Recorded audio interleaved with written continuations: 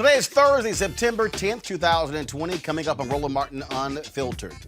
Donald Trump is campaigning in the battleground state of Michigan today. He continues to lie about his lies in a news conference.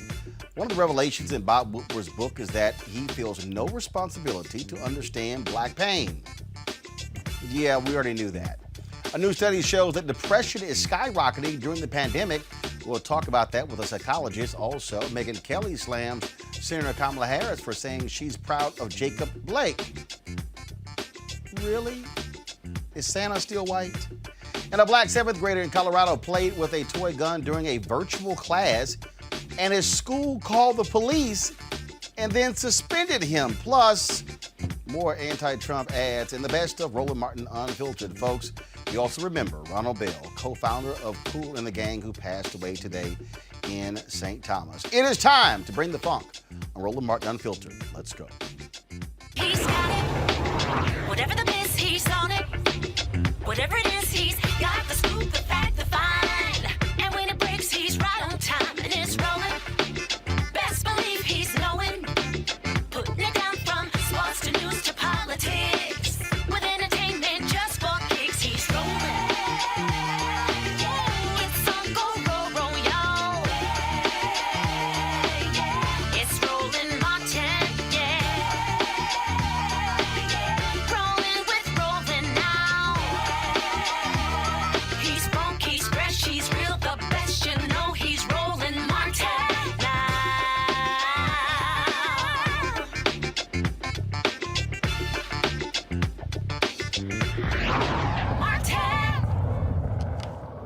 All right, y'all. Donald Trump is in Freeland, Michigan today, trying to rally his supporters. The state he won in 2016 and one his campaign considers a must-win in 2020. Now he's holding his rally at an airport hangar, an outdoor alternative to his indoor rallies that have been made nearly impossible by the pandemic.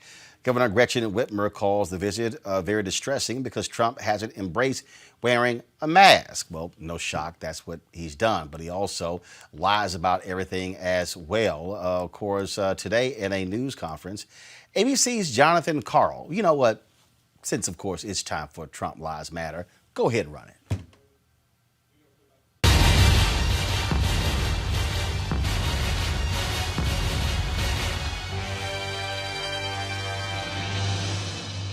Well, again, John Karl of ABC News had, the guts to ask Donald Trump today about that Bob Woodward book where he admitted downplaying coronavirus, but then the rest of the public, everything is fine, we got it under control. Watch this exchange and just count the lies. Mr. President, why did you lie to the American people, and why should we trust what you have to say now? Such a terrible question, and the phraseology. I didn't lie. What I said is we have to be calm. We can't be panicked. I knew that the tapes these were a series of phone calls that we had, mostly phone calls.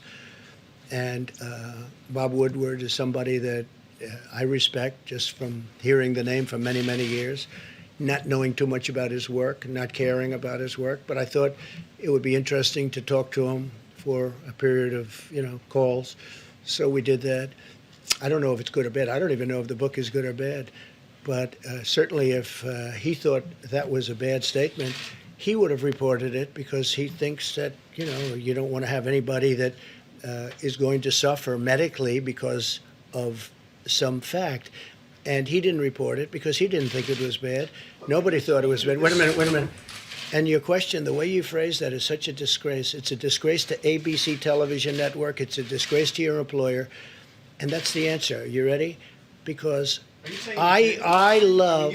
Of course I didn't. Of course I didn't. No. Deadlier than the flu, and then you went out and told the American public that this was just like the flu. Let me tell you something. You told We've had Woodward flu one thing and you years. told everybody else something else. No, and 5 times, right? 5 times. You ever hear the expression 5 times? We've had flu years where we lost 100,000 people. The flu is a very serious problem for this country also, and we've been losing them.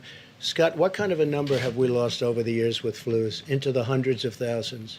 Well, I mean, the last 5 years have been something like 35 to 80,000 per year, every year, even with antiviral drugs and even with Flu is a very serious problem also. But just so you know, this is worse than the most deadlier than the most strenuous flu. Okay. And then you went out and said it's just like the flu. What I went out and said is very simple. Listen, what I went out and said is very simple. I want to show a level of confidence, and I want to show strength as a leader, and I want to show that our country is going to be fine one way or the other. Whether we lose one person, we shouldn't lose any, because this shouldn't have happened. This is China's fault. This is nobody's fault but China. China should not have allowed it to happen. Whether you have one person, 180,000 people, or 2.5 or 3 million people, which it could have been very seriously if we didn't make the moves. And when you look at the opposition, where they said, oh, why did he put the ban on? Dr. Fauci said we saved hundreds of thousands of lives by putting the ban on China and then ultimately putting the ban on Europe. There was no lie here. What we're doing is we're leading, and we're leading in a proper way. And if, frankly, somebody else was leading it, they wouldn't have closed it. If you look at Nancy Pelosi, you look at Cuomo, you look at de Blasio, you look at Biden, months later they said there's no problem. They're talking about me. Months later. And before any statement was made, you have to remember, I put the ban on China. So obviously, outwardly, I said it's a very serious problem. And it's always a serious problem. That doesn't mean I'm going to jump up and down in the air and start saying, people are going to die, people are going to die. No, I'm not going to do that. We're going to get through this. And we're right now, I hope, really think we're rounding the final turn. And a lot of good things are happening with vaccines and with therapeutics. But there's no lying. And the way you asked that question is very disgraceful. Phil, go ahead, please. Go ahead. Yeah, I do think so. Mr. I think we did a President. great job. I think we did a great job. And the people that did such are generals, our admirals, Mike Pence, all of the people that have worked so hard. And now Dr. Atlas, and all of the, Dr. Fauci, Dr. Birx, they should be respected for the job they've done. So you won't And you downplay it haven't- again. You won't downplay it again, because you said you downplayed it. That's what you told me. All I'm doing is, no, I don't want to jump up and down and start screaming death, death, because that's not what it's about. We have to lead a country. We're leading a great country, and we're doing a great job. And the people that have done such a good job should be given the kind of credit that they deserve. We possibly have done the best jobs when you start looking at what we're doing with the vaccines and therapeutics and ventilators. We had no ventilators, John.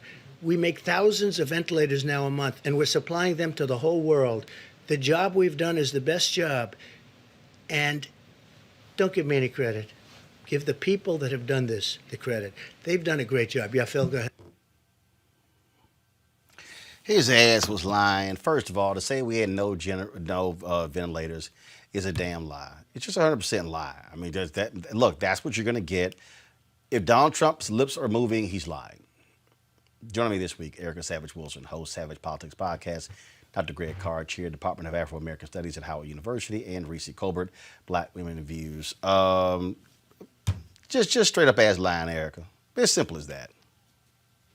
I mean, bottom line is, oh no, that question is horrible. That's just a disgraceful question. No, you're a disgrace. Because you said one thing to Bob Woodward and you were lying publicly. Yes, the same Bob Woodward that has written 19 books about American politics. But I will tell you, Roland, where he was telling the truth, that the United States is, in fact, leading. We're leading in COVID infections at 6.39 million. We're leading in deaths worldwide right now at just under 192,000.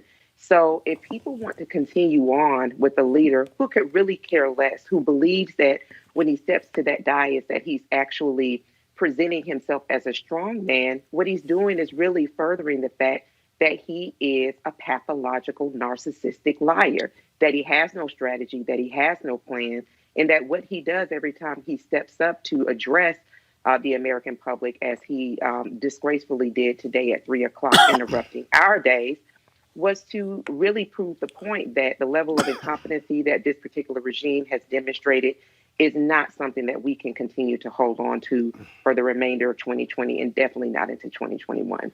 And the bottom line here, Reese, again, when you look at what he said, I wasn't jumping up and down. I wasn't trying to scare people, but you sure as hell try to scare about the caravan.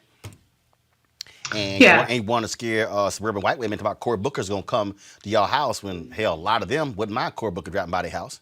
Then Antifa and everything else. And, here come the scary black people, Black Lives Movement. Yeah, I mean, the bottom line is Donald Trump has always been the chaos president. And the notion that he is somehow has an aversion to panic, he didn't want the stock market to panic because that's how he measures success and economic success in this country. But he absolutely has no problem playing to people's fears and to chaos and creating panic, even where there is none. But the problem is not just a matter of his rhetoric being lying and dangerous. The problem is his actions. We know how he refused to act on actually addressing coronavirus. We had ventilators that were out of date because he did not keep up the national stockpile that President Obama and Vice President Biden left. We know that he, had a bidding war between different states because he refused to invoke the Defense Production Act. So this is not just a matter of Donald Trump's rhetoric being dangerous. This is a matter of his inaction, his deliberate abdication of his responsibility, as well as his administration's responsibility to have a national response. And to me, the most damning part about all of this is that he thinks this is a good job. That alone is damning. Do you guys think it's a good job that most of us that are responsible are still stuck in our house, that we're retreating when it comes to testing, no longer testing people who are coming in from outside of the country, that we are opening up schools unsafely where schools have to close down multiple times? What about this response is competent and encouraging? Do you guys want another year, 4 years of this kind of great governance? I don't think so. People really need to wake up and realize that regardless of all of his lies, the actions and the fact that he thinks this is a good job is reason enough to vote his ass out. So here's what I find to be really interesting. Greg, so Bob Woodward should have called the authorities. Like who? I mean, to say, oh, he was concerned, he should have called the authorities. Idiot, you occupy the White House. Right. I mean, what I keep trying to explain to people, Greg, about this, and especially these people who say, oh, Trump and Biden, they're the same. If you think you've seen insane in the last 4 years, you do not want to see insanity if Trump gets another 4 years. No, you're right, Roland. By the way, I guess we went out night to night with the black and gold. That's beautiful. Yes, sir. But, I guess looking good, guys. Looking good. I see we did that. Right? For sure. but it's funny.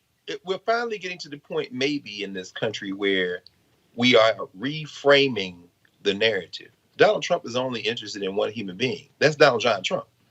He's tried to shrink the entire country down to one man, and he's worked. That's worked for a few people in this country.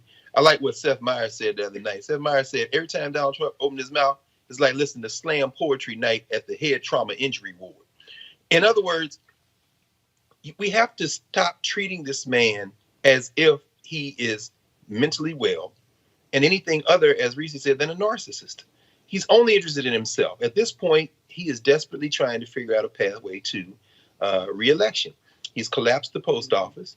He has called anyone with any credibility or competence from his leadership there in the White House. He has bought all in on Stephen Miller's ultra uber racist white nationalist terrorist agenda. And in that exchange we saw today, that's the latest member of his playpen, that fool Scott Atlas out of the Hoover Institute at Stanford, and his own colleagues out there at Stanford said, don't listen to this guy, a radiologist telling people masks don't work, children can't get coronavirus. A snake oil salesman is saying herd immunity is the way to go. Donald Trump has gone all in on the reality that only exists between those orange ears in his addled skull. So as a result, it was interesting today, Roland, to hear the word lie given to him in the White House. Perhaps we are at an event horizon at a moment when we don't need to talk about how many times he lies. The man is mentally ill, a narcissist, and determined to hold on to power by any means necessary. With that as the point of departure, we can now approach everything that happens. And again, it's just people who don't understand what we're dealing with, and people say, oh, you shouldn't be focusing too much attention. I'm trying to tell y'all, early this week, Mitch McConnell moved on another federal judge. Yes, They plan on moving on they have 4 other federal judges queued up. They plan on, so that's going to move them to about 207 or 208 federal judges that are lifetime appointments. Y'all need to understand. And so understand the okie doke that these people are trying to play. And when people also sit out here and say, well, you know, we should be making demands, we should be making demands. But let me be real clear. He ain't listening. He don't care about nobody black. In fact, in the About Woodward book, he was, if we have that video, let me know if we have the video, where he was asked about the whole issue of black pain and suffering and about white privilege. He was like, I'm sorry, you drank the Kool-Aid, Bob. Listen to this. Hey, but let me ask you this. I mean, we share one thing in common. We're white, privileged, who my father was a lawyer and a judge in Illinois, and we know what your dad did. And do you have any sense that privilege has isolated and put you in a cave to a certain extent, as it put me and I think lots of white privileged people in a cave, and that we have to work our way out of it to understand the anger and the pain particularly black people feel in this country? Do you No, you really drank the Kool-Aid, didn't you? Listen to you. Wow. No, I don't feel that at all. Of course he doesn't feel that way, Reese, because he's benefited from white privilege. He is the embodiment of white privilege. He's a white supremacist. I'm not going to steal Erica's line because I think she says it better than anybody. So, but I mean, he is the white nationalist president. This is a person who actually has tried to roll back diversity training in the federal government. He calls anti-racism, curriculums anti-American. Okay, so are you saying that it's American to be racist? I mean, obviously, Dr. Carr would say absolutely, and we would all agree on that. But this is a person who was all about white nationalist power. The privilege is something that he believes is his birthright. So this notion that privilege is something that he is insulated from or some sort of negative is completely foreign to him. And he has conducted himself in that way. He truly believes that he is superior because he's white, and that there's no need to understand the plight of black people because black people are inferior to Donald Trump. And he has, like I said, through his racist housing, through his treatment of his employees, through his actual policies like child separation, the Muslim ban, his racist criminal justice policies, he has made it clear that he does not give a damn about black people or Mexican people or anybody who is not a white male. It's understanding how a person, first of all, how they lead, what their perspective is. There's a piece right here in the New York Times, Erica. Go to my iPad. It says, in encounters with black leaders, you should be able to see it. Says, in encounters with black leaders, Trump has chosen photo ops over substance. The president claims he's a champion of black Americans, but those who have tried to work with him tell a different story. Yeah, I mean, I've sat in 2 meetings with him. Donald Trump don't give a damn about black people. Yeah, never has. And I think Reese laid it out so plainly, for people that need to really hear kind of broadly how he's demonstrated that outside of his own words. And we must remember that Donald John Trump, the son of a Klansman, because his father was in fact arrested at a Klan rally, it's the same person that entered the body politic in the early 1970s because he, along with his father, the Trump organization, refused to rent their particular units to people who were black or brown or people of color, even going as far as having people to note that on these applications, whether or what if that person was colored, so to speak, meaning black, that would be noted on their application, so they would not have to rent out to that person, or they wouldn't rent out to that person. So he was taken to task by the Nixon administration's Department of Justice in the 70s at that time.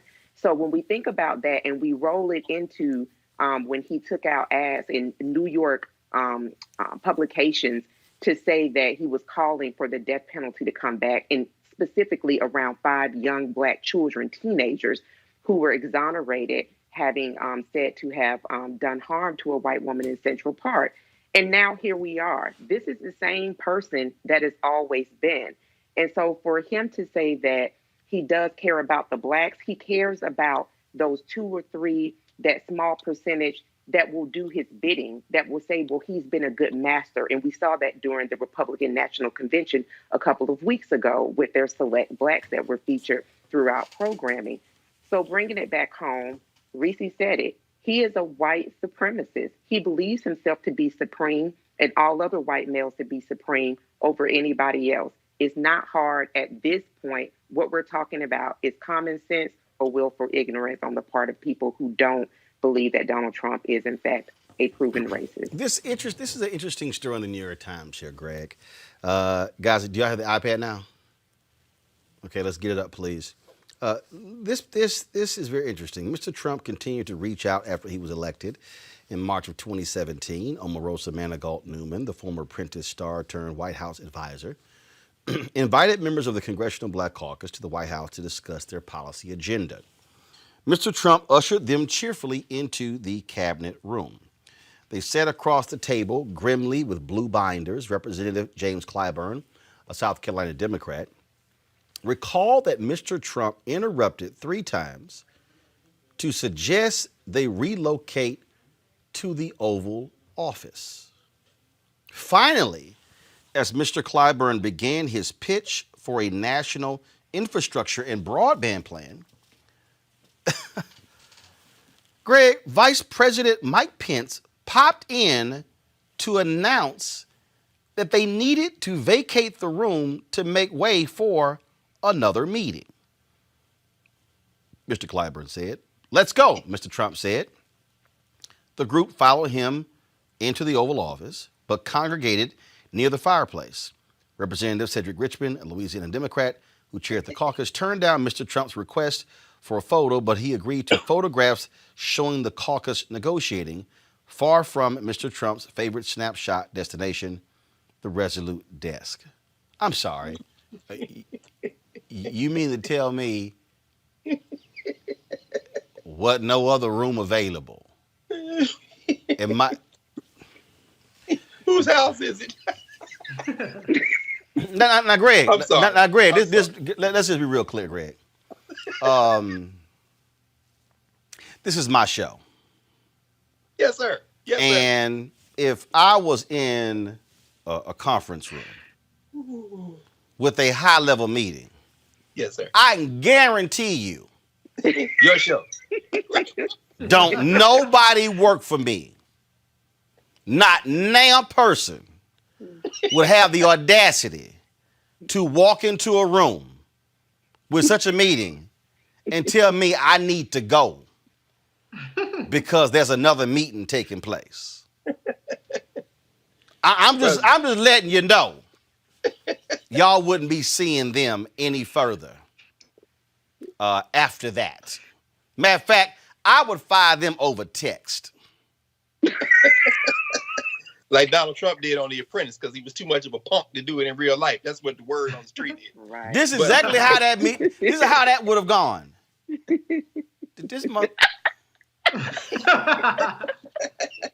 Oh my God. Y'all just ignore that.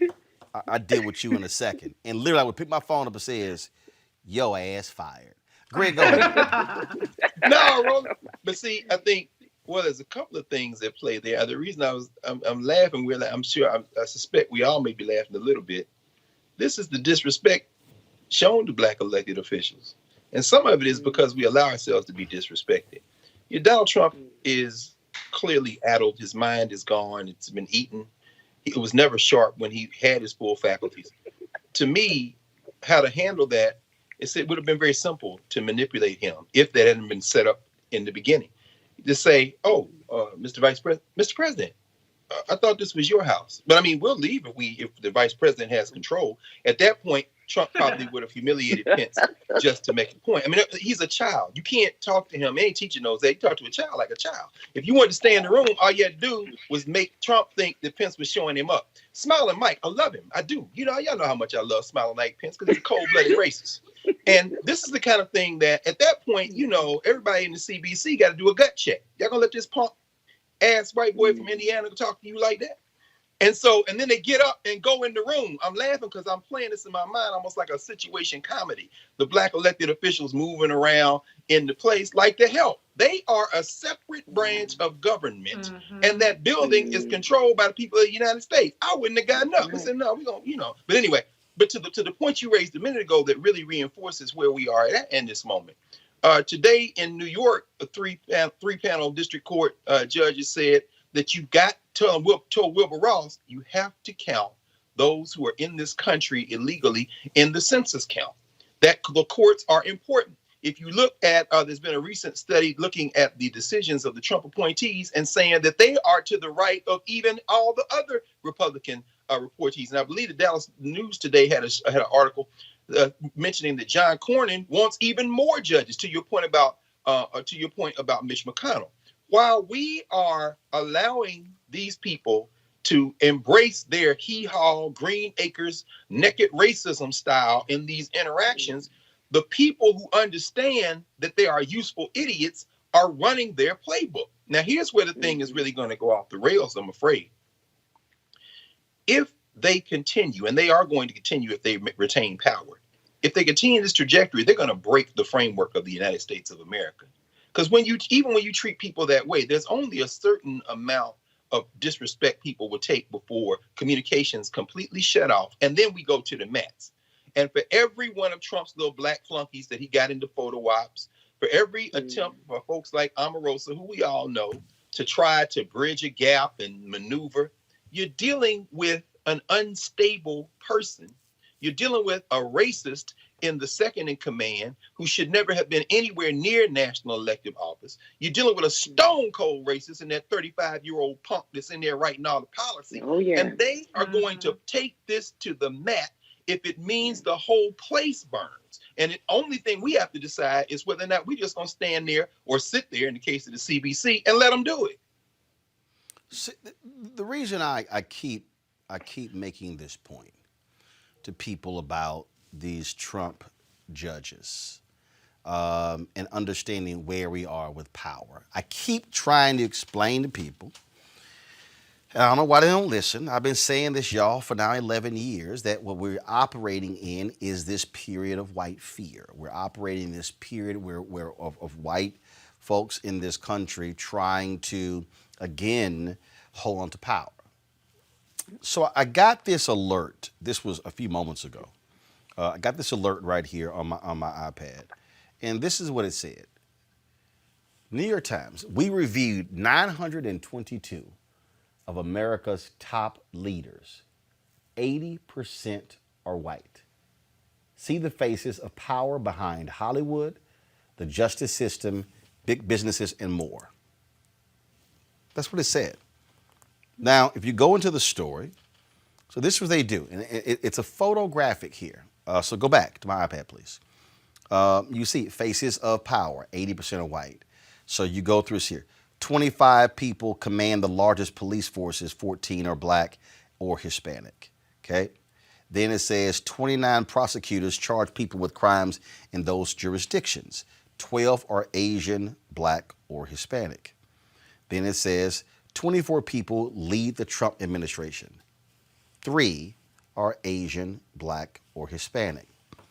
9 justices on the Supreme Court, 2 are black or Hispanic. 8 men are military chiefs, just 1 is black. The other 7 are white. Of the people at the top 25 highest valued companies, 6 are Asian or black, but let me fix that. 5 are Asian, 1 is black. Okay, so let me just go ahead and fix that. Of the people who head universities in the top 25, 1 is Hispanic, nobody is black. 15 people direct major news organizations. It says here 3 are black or Hispanic. Let me correct that. 1 is black. Dean Baquet, right here, right there with the New York. Okay? The only other person who isn't is he just took over at, let's see here, at NBC, leading their group. And so I'm trying to pull it up right here. See, who is it? That's Norman Pearlstein, Nicholas Carlson, Alexandra Wallace. Then you have right here, Marthel Perez. She's USA Today Gannett. Only Latino. Okay? So it says 3. So, okay, let's go through here. The 5 people who have the most influence over book publishing, all white. The people who edit the 10 most read magazines, all white. 14 people oversee most of the music that is produced and played. Now, I hope now see, some of y'all need to get 14 people oversee most of the music that is produced and played. 2 are black or Hispanic. Who is the black guy? Right here is John Platt, Sony ATV. That's it. That's the only black person. Oh, yeah. All that music y'all listen to, these are the people who control the music. 25 people run the top TV networks in Hollywood studios. 3 are black or Hispanic. Really? So, okay, now right here, okay, so I got to even challenge even this list. So Wanya Lucas, Crown Media Family Networks, Hallmark. She used to be the CEO of TV One. You have down here, she just got this job, Perlina Igbokwe, NBC Universal Television Studios. She just got that particular job. And then you have someone who is, but again, y'all, let's be clear. We're on top TV networks. I got a question. So you got the one sister with NBC. I got a question in Crown Media, how they came up with that determination. But again, TV studios, Hollywood studios, nobody black. Of the people in charge of the 25 highest valued fashion companies, 3 are Asian or Hispanic, no black people. 99 people own professional baseball, basketball, and football teams. 6 are Asian, black, or Hispanic. It's only 1 black person on this list, and that is Michael Jordan. That's it. I'm looking here. Ain't nobody else. So really, so 93 of the 99 are white. 100 people write laws in the United States Senate. 9 are Asian, black, or Hispanic. Think about that, y'all. That means 90% of the United States, 91% of the United States Senate, white Americans. Let's go on down here. 50 people are state governors. 3 are Asian, Hispanic, or Native American. Not a single African American. That means that when you start breaking this thing down again, who is running the country? Yep, 90% white governors. 431 people currently write laws in the House. 112 are Asian, black, Hispanic, or Native American, or otherwise identify as a person of color. Now, here's the deal. The Congressional Black Caucus, they make up more than half of those 112. They have the largest caucus on the Democratic side. Okay? Let me go down here. And all this is important because y'all see the faces. You see, this is power. This is power. And this is the thing, Reese, that I keep trying to get people to understand. And I posted something on Twitter and Instagram today, and people, which was really a follow-up to the commentary I gave last night when I was talking about Boosie, and I was talking about Instagram, and I was talking about that. And people were really started getting tripped. So I want y'all to explain this here. This is what I said. I hope y'all are paying attention. Look at all of these major media companies announcing deals with black content creators. But who is getting the lion's share of the money? Who is owning the content? Or are we just better paid sharecroppers? Look, black folks are America's trendsetters and tastemakers. But if someone is giving you $1 million, how much are they making? Are you licensing the content or do they own it? Are we also sharing in the revenue? My fear is that what is happening today is similar to when black music artists sign awful radio deals. We get hyped about the attention and adulation, but get screwed on the business end. Ray Charles said, own your masters, and that is still true. When I look at that list there with power, that's the issue. That's the real issue. Can you greenlight? Can you approve a contract? Are you the final arbiter of power when it comes to making decisions? And that, Reese, is what we better be thinking about and what Donald Trump is doing. 3 people in his administration, they are desperately trying to hold on to power. And let me go ahead and extend this.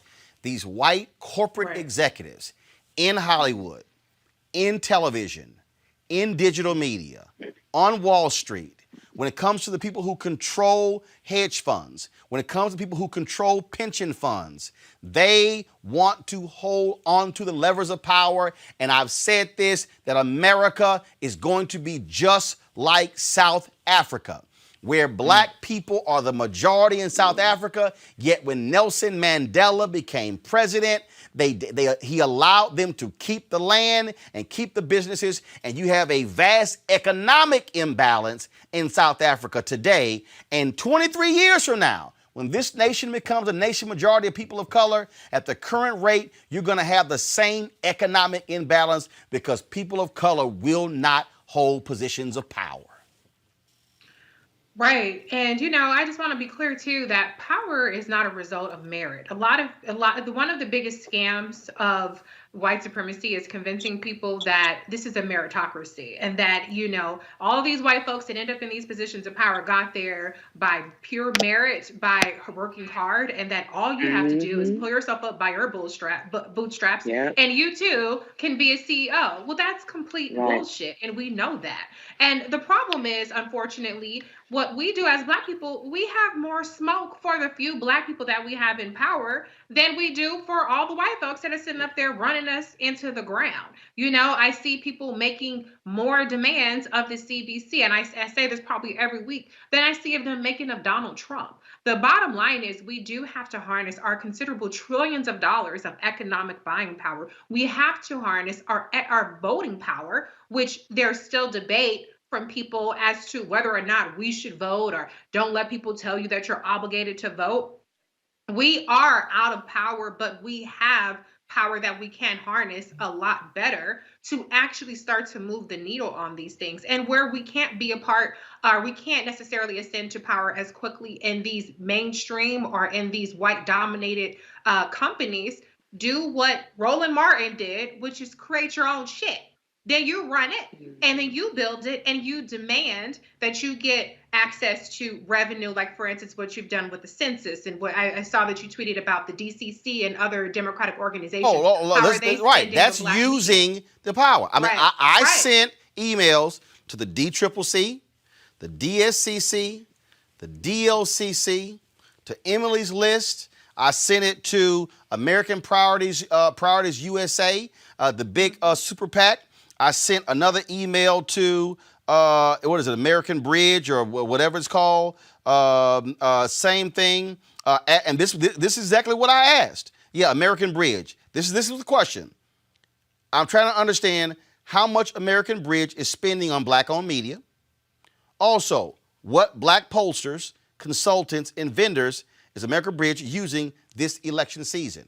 Because these folks, outside of the Biden campaign, they are going to spend more than $1 billion on this whole campaign.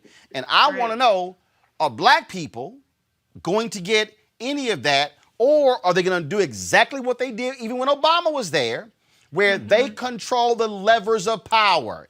And when you have individuals who can make $600,000 and $800,000 and $1 million and $2 million on these campaigns, hell, that's why they can live the life and open up their shops and then do whatever they do. But the question is, but a Cornell Belcher, who is a pollster, he got to get out there and scrap for contracts. Yet, let me be real clear, him and Ron Lester got to do that. But you got white boys out there they just give contracts to. When the black ad agency like Fuse or like Burrell or Carol H. Williams, oh, we need y'all to come in and pitch. Well, you ain't had a white firm come in and pitch. And not only that, why is it if you do use a black advertising agency, why they got to handle the black part? Their creative can just as handle the entire media campaign as everybody else. Oh, because you also know that whoever has the agency contract is going to get their 15 to 20% off the top. And then what they're going to do is they're going to kick parts of the contract to their digital company. And see, what's going to happen is the digital company that they also own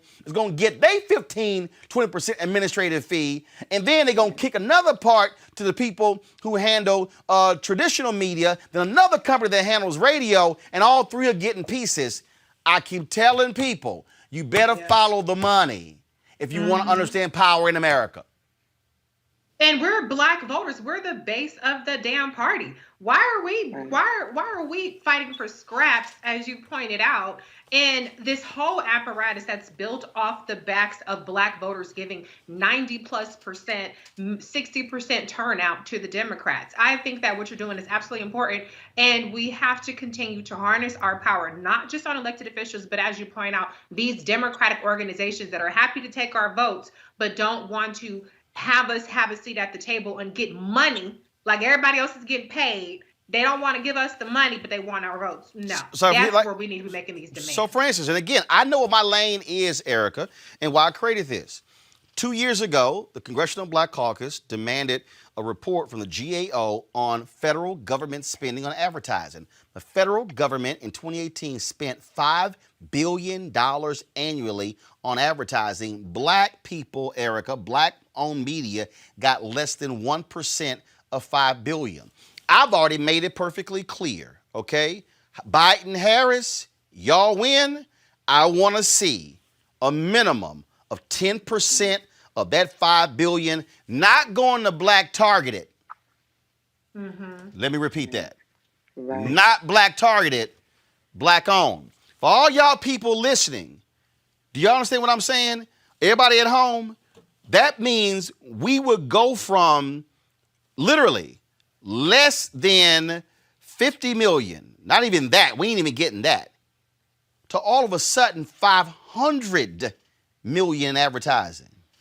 That's how then we were able to have 20 and 30 and 50 and 100 employees in different countries, different cities. Oh yeah, we can have people overseas as well. But it's the power dynamic, Erica. That means that the person who is in control of power is deciding who gets the money. And that's the game we would be playing at, understanding power. Absolutely. And we have to pivot quickly. So 2 points, Roland.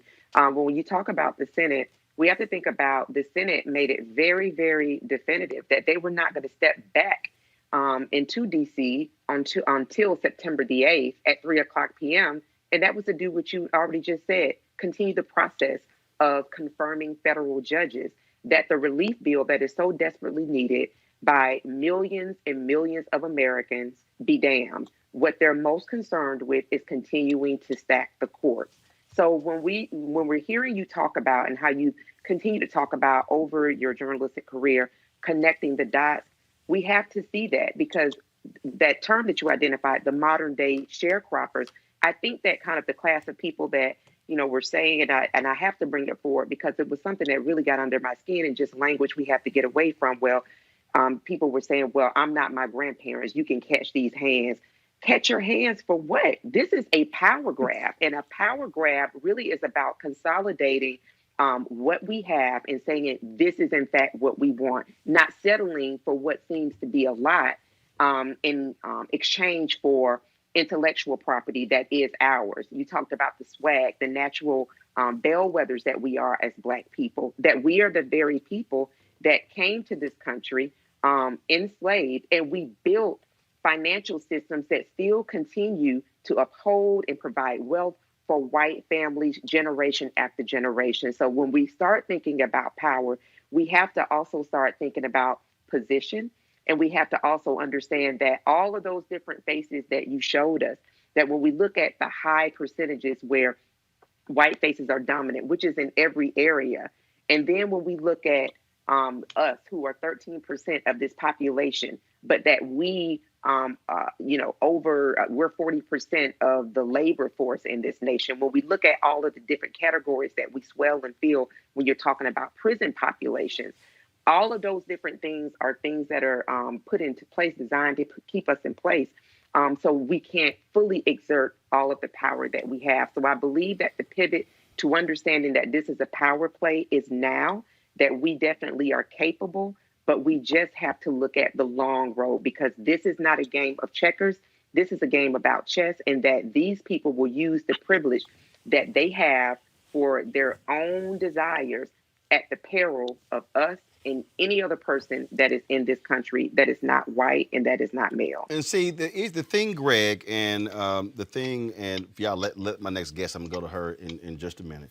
But the thing that I want our people to understand, and when I say our people, I'm also talking about our organizations that hold power. When we at NABJ went after CNN, I knew exactly what we were doing. I was real clear. The fact that they had no black no executive producers, no black vice presidents, no black senior vice presidents, no black executive vice presidents, and no black direct reports to CNN CEO Jeff Zucker. That meant there was no one in the pipeline for any promotion that opened up to get elevated. And we said, no, hell no. Now, they didn't want to meet with me because when Donald Brazile passed on one of my questions to the Hillary Clinton campaign, which is interesting now that the audio's out of Jeff Zucker giving Donald Trump debate advice in 2016. It's amazing how mainstream media want to ignore that. But here's what I told them, what I said to NABJ. One, we don't meet with underlings. We meet with CEOs. They got to be at the table, because power meets with power. And I made it perfectly clear. If a CEO of a media company is not going to be at the meeting, Roland's not going to be at the meeting. I told our president, Dorothy Tucker, you're the president of NABJ. If their president is not there, you don't come to the meeting. That's how it works. But I need black people to start reassessing how we operate. Go to my iPad. Bojangles, in its 43-year history, for the first time now, just hired its first black senior executive. They hired this sister, Monica Sauls, who is going to be she's gonna focus on the company's culture as well as diversity and inclusion. Okay. They also are going to hire more than 30,000 new employees due to expected growth and demand over the next 12 months. And quote, build on our commitment to diversity and inclusion to create a culture where all employees are respected and valued. So let me break that down. That means that black people in Charlotte, North Carolina, and all throughout the South, y'all have been eating Bojangles chicken and Bojangles pies and Bojangles food, and they have never had an African American in a senior leadership position. Which means that no African American has ever had an opportunity to get stock options, to earn seven-figure salaries, to determine the fate of others. So in 2020, she's the first one. Now, I am not disrespecting the HR position or D&I, diversity and inclusion positions. But let me go ahead and lay this down to you. You will rarely, if ever, see somebody go from a D&I position, diversity and inclusion, to eventually becoming CEO. Let me just let that marinate for y'all. Very rarely will you see a D&I person, Greg, go from that to CEO. Why? Because in corporate America, you got to have a P&L responsibility. For everybody watching at home, it's called profit and loss. That means you've got to be over a major company division that contributes to the company's bottom line for them to put you in the pipeline to be CEO. So, in the wake of the death of George Floyd, more than 80 companies had D&I positions available on LinkedIn. Greg, everybody and their mama all of a sudden is looking to hire folk for D&I positions. But the leadership of companies will not come from D&I positions. It will come from if you have a P&L responsible position. So I'm just trying to get our people to understand what power is and how you must make demands of power, Greg. Well, why should they concede anything, Roland? I mean, why should they? They don't have to. The United States of America was founded as a criminal enterprise in a state of violence. European colonies that came here and dispossessed the First Nations peoples of their land, and then brought us in to the death camps, the plantations, the labor camps, to generate the wealth that built the continuing criminal enterprise. During the Civil War, when the North thought it might lose, the Africans who became first contraband in the South in places like the Sea Islands of South Carolina and Davis Bend, Mississippi, were offered a deal. If you will continue to grow cotton, if you will continue to work these death camps, former death camps that you were on, we will create a situation where you can get ownership of this land. That betrayal, which took place, roughly speaking, from 1861 really through 1865 or 6 when Andrew Johnson took over as president and restored the land rights to the people who had been in rebellion against the United States, and even compensated them for the land that they had sold off to northern land speculators, thereby rewarding them for treason. That betrayal really locked Black people into the system that laid the foundation for where we are today. You ask, when can we start thinking differently? We can't, Roland, because what happened in that moment was the pathway to ownership was, it seems to me, perhaps permanently blocked.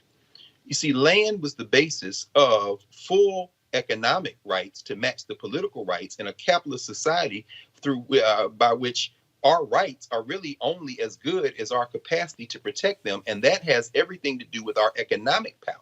So fast forward to 2020, in the list that you showed, the New York Times article, of those 922, it's really much worse than that. Of the 180 non-whites, I don't call them people of color, because white people have color too. You know, unmasking whiteness is something we have to start doing. Everybody has a color. What they mean is non-white. Right. But of those 180 non-whites, 120 of them were in the United States House of Representatives and U.S. Senate, meaning non-white hands and some white hands had a say in electing them to the federal legislature. Why is that important? 99 major franchises, football, basketball, baseball, these are overwhelmingly non-white sports once you count the Afro-Latinos, and there's only one Black owner, and that's Michael Jordan. Forget the Jaguars and the Buffalo Bills. Talking about Black. A labor force that is overwhelmingly Black, and it's 1% ownership. But we are not going to change the ownership structure in this country with some employees. We're not talking about, that's not ownership. Right. That's just employees. Right. And so finally, the important thing is this: cultivating a mentality that says representation, demographic representation translates into power, is the flawed thinking that extends directly from the betrayal of the Reconstruction. Yep. And it has led us now to say, when you see, let's say half those people were Black. If the material conditions of Black people haven't changed, Mitch McConnell and them, their little skinny bill failed today in the Senate that was stripped out of the unemployment benefits, that tried to put in protection against getting sued to their corporate partners.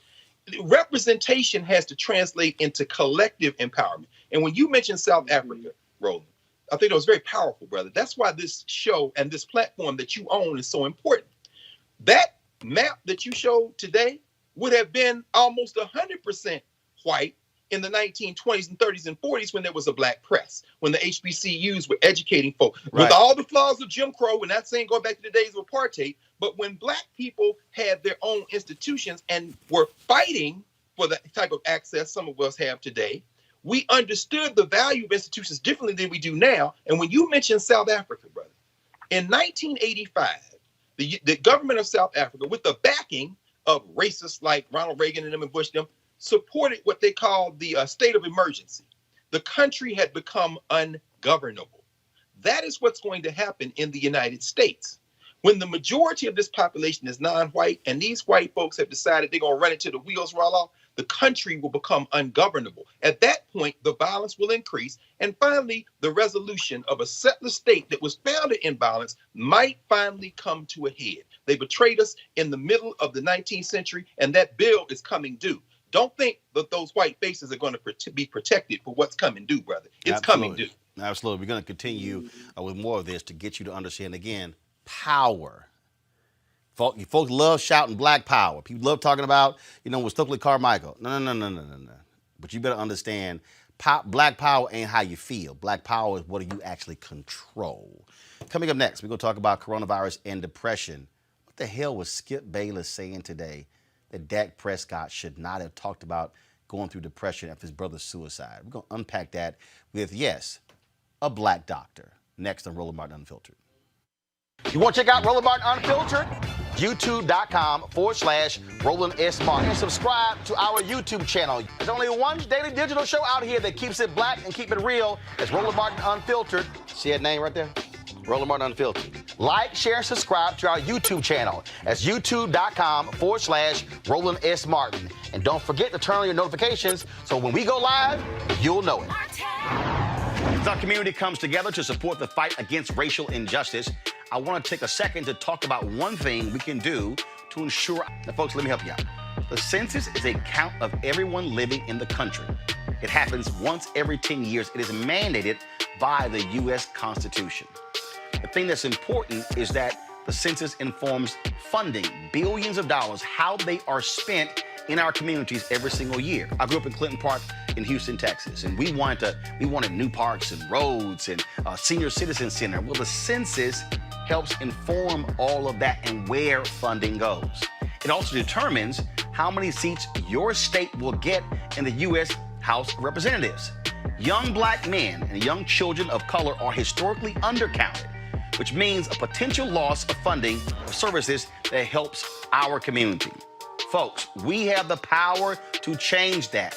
We have the power to help determine where hundreds of billions in federal funding go each year for the next 10 years. Funding that can impact our community, our neighborhoods, and our families and friends.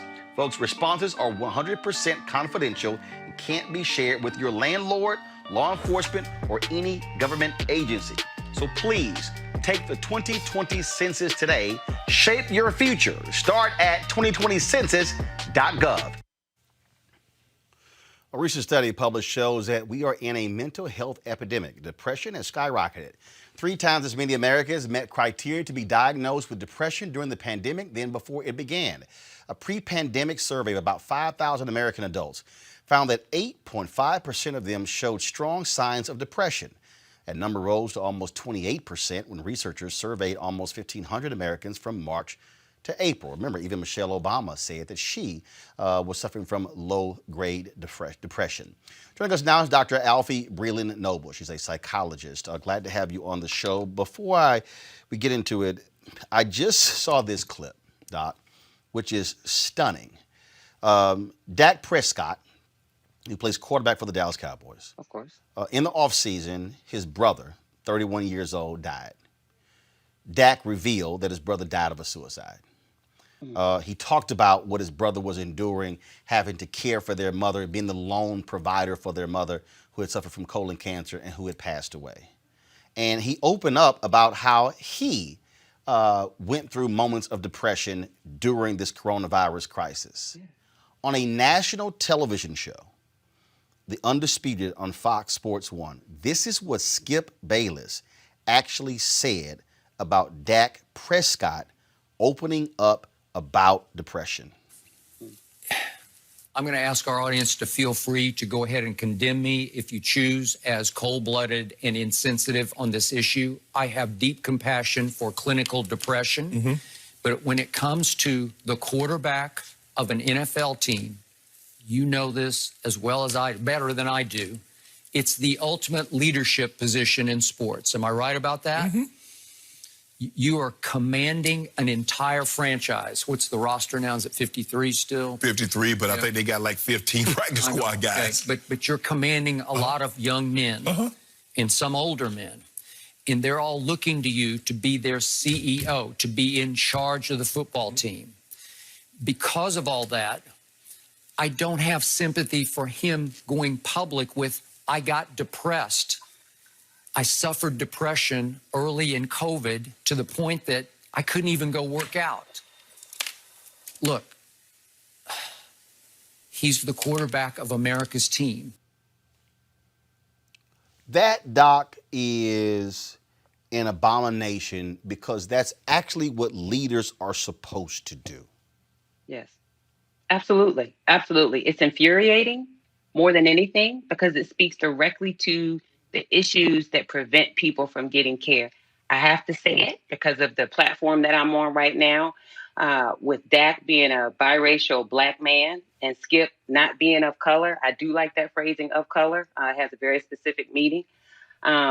It is, as you said, an abomination for him to think that he could understand what Dak's experience is. He's not a man of color. He doesn't know what this is like. He doesn't know what those relationships are like in that man's family. I know that Dak lost his mother very long time ago, and that his brothers have been a very important part of his life. So, frankly, I have to say, how dare anybody suggest that someone should hide from a real expression of what they're experiencing, particularly when it relates to mental illness. I don't care what your job is. We have a responsibility to be open and honest about these kinds of things so that other people won't feel that they have to hide. So I'm sorry for my anger, but it is really infuriating that anybody would think they have the right to express their opinion about another person's pain. The thing that this issue, I mean, I've had several friends I know, men and women, who have talked about going through depression during coronavirus and just not being able to deal with it.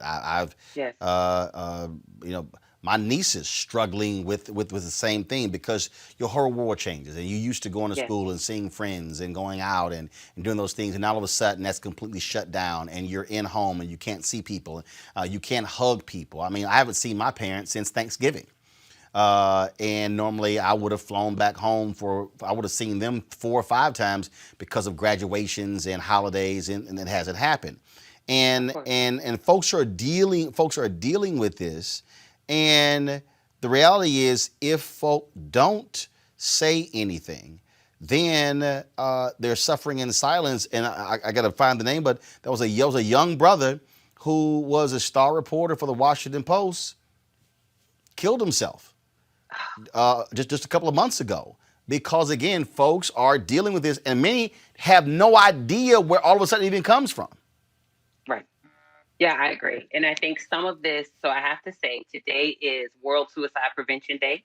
So this is a topic I'm so happy that you all are covering this topic on your show, because you and I both know as Black people, this is not something that we as Black people talk about, which leads to some of these horrible outcomes, as you've just described for this brother who died by suicide. So, it's really critical that we talk about things like signs and symptoms so that people understand and that there's an awareness, particularly in our community as Black people. I run a nonprofit, the Acoma Project. That's part of our work, is talking with people about what are signs and symptoms that you need to be looking for, so that when it's time for you to get some help, you recognize that it's time to get some help. What I often will say is, I don't say we want to educate Black people, because Black people are not stupid. What I want to say is we want to bring it into Black people's awareness. We want to bring it into the awareness of people of color, so that as you've described your family members, I would imagine, I have children. I have 2 high schoolers, a 9th grader and an 11th grader. And this is unprecedented for them. This is unprecedented for all of us. So we all need to have a real clear awareness of what signs and symptoms of depression, anxiety, post-traumatic stress disorder, eating disorders, all of these things affect us, because, mental illness doesn't discriminate. It doesn't care what color we are. It's going to show up.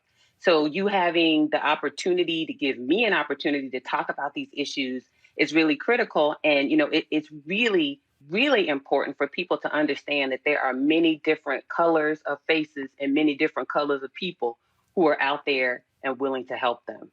Before I go to my panel with questions, a friend of mine sent me this. It was a young woman, African American, was a star sports journalist. I mean, I'm talking about was a star. 5 years ago on Labor Day, she at the time was 26 years old. Go to my iPad, people. This is what she posted. She posted, "It is National Suicide Prevention Week." She said, "It's also the week of my 31st birthday. 5 years ago this week, on my 26th birthday, I was supposed to die. I didn't want to die. I wanted out of my abusive marriage, but getting out would have required asking for help and acknowledging that I couldn't do it alone. I had too much pride. I had reassured my friends I was happy too many times to turn around and tell them about the reality of what I was experiencing in my marriage. So I tried to get out on my own. When I couldn't, I resorted to something unimaginable. In the moment, ending it all seemed easier than asking for help and admitting that my marriage was a mistake. In a span of 12 hours, I went from drinking and grilling with my husband on Labor Day to another miserable night to lighting myself on fire. I suffered burns to more than 85% of my body, and somehow, thanks to a ton of incredible medical professionals, I survived. I survived to tell you that suicide is never the answer, no matter how impossible your situation feels. I survived to tell you that in overcoming your most difficult moments, you can learn so many wonderful things about yourself. I survived to tell you that when those closest to you ask how you are, you should be honest. We have to normalize that it is okay to not be okay. In doing so, we can feel less alone. Because we all struggle at times, I survived to tell you that now is the best time to ask for help. I never considered suicide or had suicidal ideations. One day I was fighting with a smile on my face, trying to save face. The next, I didn't know how I could continue to save face, and it almost cost me my life. I survived to tell you that there can be so much joy and happiness and light after the darkest moments in your life. I know this. I've lived it. Honestly, I wasn't supposed to survive and experience all of this to obtain this type of peace. I almost missed it. Please learn from me. Please ask for help." Oh, that just breaks my heart. There's so much that she's unpacking with what she's saying. I would say the most important thing is that she made it. That the other important thing is that she's really telling people that there is a way out, that there's light at the end of the tunnel, but we have to be willing to get to the light at the end of the tunnel. And I think the struggle is for many of us, particularly those of us who are Black. I'm going to tie this thread back to how we opened with that ignorance that Skip Bayless said. I'm sorry, I just have to say it. That was ridiculous. And I think a part of it is there's a direct line between when you are a person of color, when you are Black, and this idea that you have to be above reproach all the time. You don't want anybody to see that there's any crack or fissure in the facade, because I think for many of us, we think that if people find any little way to go in and attack us, they're going to pull us apart. And often, let's be honest, in many of our workspaces for our young people in school, that's what happens. If people find one thing wrong, they go in for the kill, so to speak. And so that prevents us from demonstrating or showing any vulnerability, because as we saw with Skip, he criticized Dak for being open about not wanting to go to work because he was grieving. It's not just depression. He was experiencing grief at the loss of someone who was very dear to him. And so it makes sense to me that she would share that she felt like that. The one other thing I do feel like is important to unpack is when we as Black people, and this is not a criticism, it's an observation, say things like, I've heard other people say, well, I had no idea that that person was struggling. I didn't see any signs or symptoms. I think it's important for us to raise awareness about what signs and symptoms look like. Suicidal ideation is not always just about in the moment thinking, I want to take my life. That's not what it's always about. Sometimes it is, I wish I were not here anymore. So one of the things we do when we treat people and what we train people is we ask a person to respond to the question, is there any part of you that wants to die? Is there any part of you that no longer wants to be here? Because you're really trying to get at getting people off of this idea that 100% of who I am needs to be ready to die for me to feel that I'm experiencing suicidal ideation. So I'm just so heartbroken by the pain and the experience. And I do, as she shared, I want people to know they're not alone because there's so many people out here struggling. Yeah, and this was a sister. I'm going to show you all these photos. I mean, this was a sister, like I said, who was a star journalist. And here's the deal: when you're a journalist, you work for a newspaper. These are your weapons. These are your weapons. Go to my iPad. And so now these are photos that she took, but you see her hands, and you see the impact of that decision of lighting herself on fire. This is a photo that she shared of her in the hospital. This is a photo of her, with her press pass. And so, again, people have to understand how we are going with people who are suffering from depression, and we all handle things a lot differently. I was asked by somebody, they said, "Man, how are you coping?" I said, "I'm good." And they said, "Yeah, but you used to traveling." I said, "I am, but this is the most I haven't traveled in 16 years." Everybody handles stuff differently. Let's go to my panel for questions. Erica, you're first up. Thank you, Roland. And thank you so much, Dr. Noble, for being on today. Appreciate you and all of the work that you do. My question to you is specifically with us being in a public health crisis, we have Black folks who are essential workers. We have Black folks that are working from home and folks who unfortunately have been laid off and cannot find a job. And then people who are already suffering with some of the things that you named, anxiety, PTSD, perhaps suicidal ideation. What are some of the tools that you would be able to provide to the general public when it seems as though this is something that everybody is experiencing, not being able to grieve people that we've lost to COVID-19 in the way that we're accustomed to, particularly in the Black community? So for these conditions that may be exacerbated for some people that are already suffering and perhaps taking medications, what do you offer to for people not to get to a place, hopefully, where some of the experiences that Roland brought forth with the journalists and perhaps even make it? What are some things that we can do? Sure. So I appreciate the kind words, my sister, and I appreciate the question. There are a couple different things. One, I will say up front, for anybody who wants to go to therapy, it's all virtual for the most part right now. And there are many organizations right now, I feel like I would be remiss if I didn't say this, that are offering free mental health supports, free sessions of therapy for people. The Loveland Foundation, the Acoma Project, there's beam.org. There's so many organizations who are really working to try to support people who want to receive care. The Sad Girls Club is another one, to give them an opportunity to have exposure. So that's one. So if you can take advantage of those, I would encourage anybody to do that. Secondly, if you're not ready to go to therapy, you're not ready to go see a psychologist, a psychiatrist, a social worker, any of the alphabet soup of folks who provide the care, there are a couple different things. The first thing is we have to acknowledge and recognize that mental illness is a thing that impacts us as Black people. There's no such thing as, we don't have those issues. Mental illness is white folks' problems. It's really not. It's everybody's issue. Once we acknowledge that mental illness is an issue that impacts us as Black people, we have to recognize and understand signs and symptoms. Again, I talk about awareness. Do we know what anxiety looks like? Do we know how depression feels?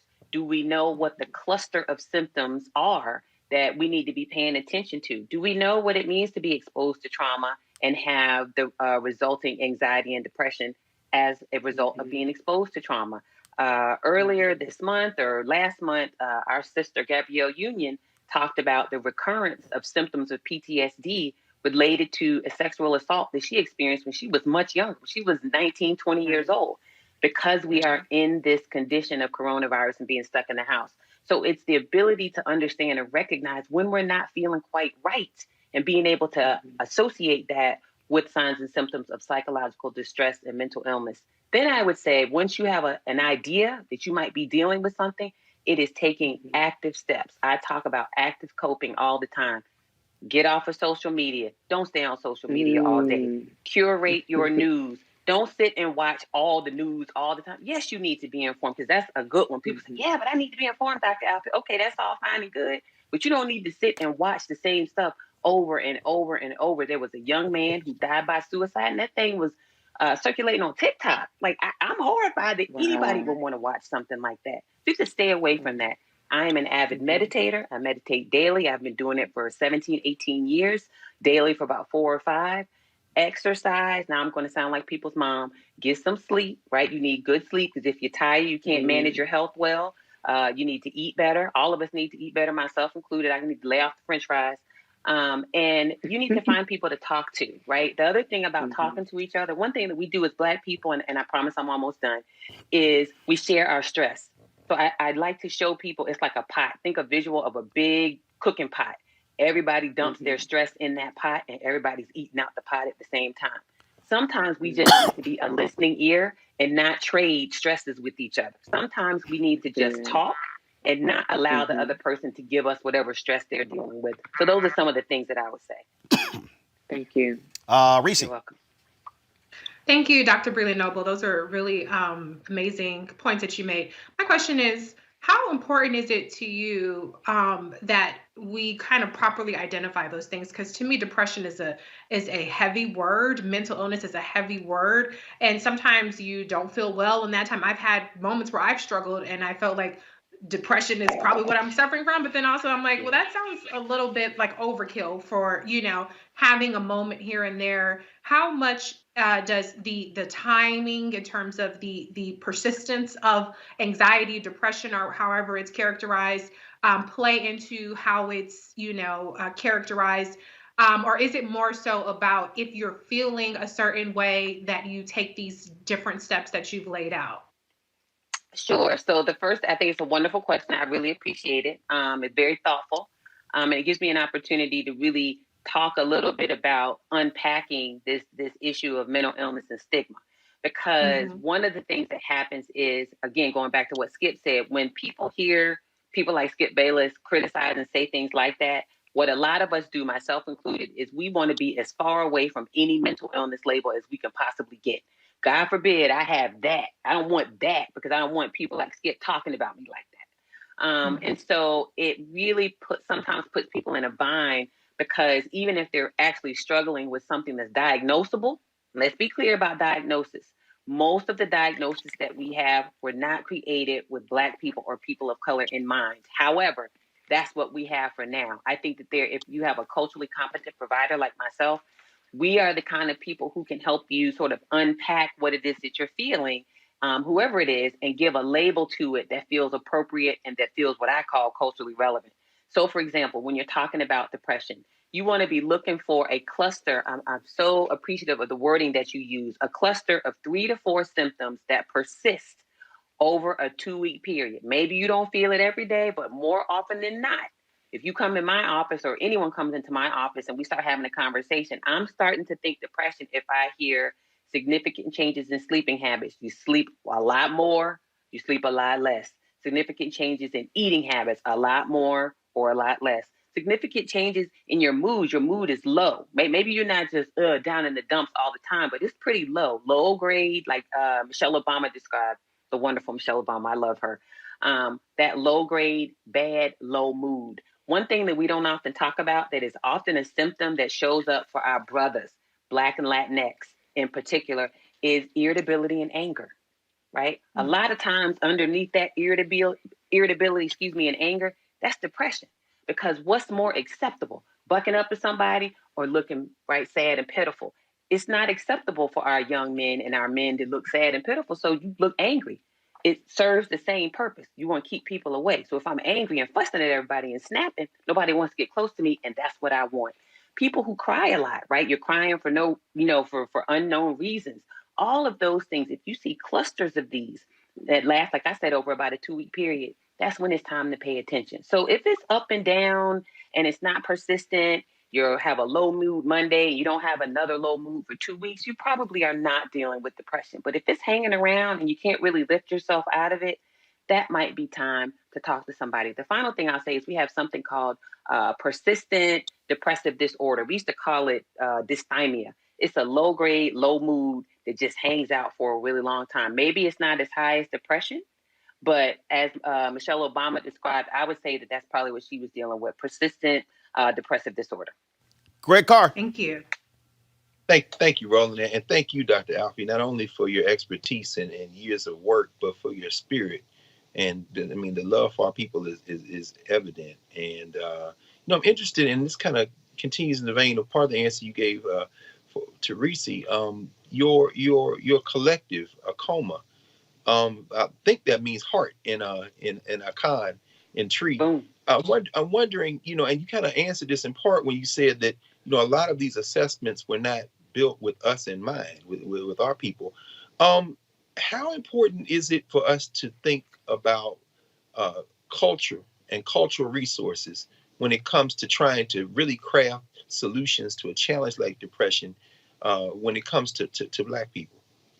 Oh my goodness. So first of all, I have to say, HU, I am a Howard You know. University graduate and proud of it. Yes. And I think that Akoma, as you said, I have two A's in mind because that's what fit the acronym. So I really, of course, you're a Howard person, so you would catch that. And it's exactly what you said. And we created it that way when we started it. The full acronym is African American Knowledge Optimized for Mindfully Healthy Adolescence. And now we just go by ACOMA because my mission and my goal was to do exactly what you said in your question, which is to center Blackness, to center the cultural wisdom and knowledge, to center the aspects of resilience that come from our culture, because I feel like they can benefit everybody. They really can benefit us as Black people, but beyond that, they can benefit everybody. And so the idea that you really have to have people who are culturally competent providing your care. It's nice if people are kind, but kindness is not the only thing that you need if you're a Black person or a person of color who's struggling with mental illness. You need somebody who understands who you are as a cultural being. You need someone who understands and can sit with you so that you don't have to explain every single aspect of your lived experience when you're trying to engage in therapy with them. This whole concept of what it means to be a Black person and have these issues around lightness or darkness of skin. If I'm coming into therapy, I don't want to explain that to you. You need to understand where that comes from so that I can get to the business of healing, not educating you about my people. So my passion for this really comes out of this idea that the fields of psychology and psychiatry, when we started, we certainly were not at the forefront or even the center of people's minds. But over time, you think about the Doctors Clark, who came up with the doll studies. You think about over the years, Linda James Myers, the doctor who came up with this concept of an Afrocentric worldview. I think about all these kinds of folks who have Dr. Cheryl Grills, who's part of the Black Psychologists of America out in California, who came up with this concept of healing circles, even the language. This is why culture is important, because for Black people, we might not want to go to someone and call it therapy. That's fine. Some people are okay with that. Other people want to talk about healing because that's really the journey that we're on. So this concept of cultural competence, this concept of cultural relevance, that's central to my work and is central to the work of other similar organizations that I've mentioned, because for so long, we as Black people, our unique needs, our unique experiences, the whole idea of racial trauma. I can remember when I started about 20 years ago, you couldn't even say racial trauma because nobody knew what you were talking about, or they would poo-poo it and tell you that you were wrong. Or this concept of acceptable means of expressing depressive illness or depressive symptoms among Black people and young brothers. The anger piece. I remember getting into a flat-out argument with a white colleague at the time who was supposed to be a mentor because he told me that was ridiculous. That didn't make any sense. And so now we're in a time, in a moment where we have the ability through a show just like this to be able to say to people, yeah, Black people have unique mental health issues and experiences which require unique people and unique scholars and unique professionals who have cultural competence and knowledge of our lived experience to be able to help. So that's what we're about with the COMA. These other organizations that I've mentioned, it's really all about the other thing. The final thing I'll say is with the COMA, we produce research. So it's not just about using what other people have said. We produce the content that informs the work that we use so that we can create what we call a culturally relevant evidence base, because one size truly does not fit all. All right, then. Doc, we certainly appreciate it. Thank you so very much for your advice, counsel, and wisdom. Thanks a lot. My pleasure. All right, folks, got to go to a break. We come back. Young African-American boy, virtual classroom. brandishes a toy gun, and the school called the cops to go to that boy's house, and he gets suspended. That's next on Roland Martin Unfiltered. You want to support Roland Martin Unfiltered? Be sure to join our Bring the Funk fan club. Every dollar that you give to us supports our daily digital show. There's only one daily digital show out here that keeps it black and keep it real as Roland Martin Unfiltered. Support the Roland Martin Unfiltered daily digital show by going to RolandMartinUnfiltered.com. Our goal is to get 20,000 of our fans contributing $50 each for the whole year. You can make this possible. RolandMartinUnfiltered.com.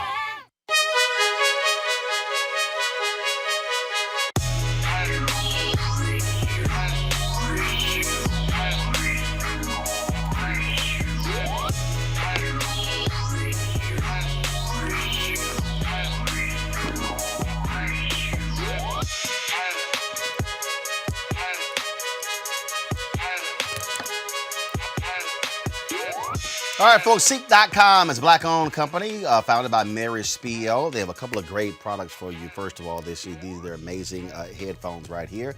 These particular headphones are Bluetooth, tremendous bass, 360-degree headphones, 4D. You can use this for gaming if you're playing video games. Also, of course, listen to music, videos, you name it. And Greg, yeah, they're great because they're in our colors, black and old gold. So that's kind of important. Then, of course, they have that virtual reality headset here, which allows for you to pop your cell phone right into here. You can watch the content, the virtual reality content right there on Seek.com. You think you're sitting in the room. Guys, put the graphic up, please. You think you're sitting in the room. And so, again, what you should do is be able to use you can, like I say, watch the content. Or if you have a 360-degree camera, I have a 360-degree GoPro.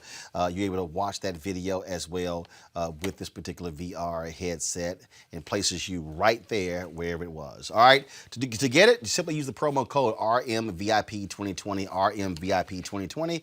Go to Seek.com, CEEK.com, and so we certainly appreciate them being a partner here with Roland Martin Unfiltered. All right, y'all. I don't even understand this next story. A vice principal called the police on a 7th grade black boy for playing with a toy gun during a virtual art class. Y'all, he was at home. The art teacher notified the vice principal that Isaiah Elliott was distracted and playing with the gun. It was a toy gun. This is it right here. It's green with an orange tip. Y'all, he was suspended for 5 days. He also now has a record with the El Paso County Sheriff's Office and a mark on his school disciplinary paperwork. Put the photo of him up, please.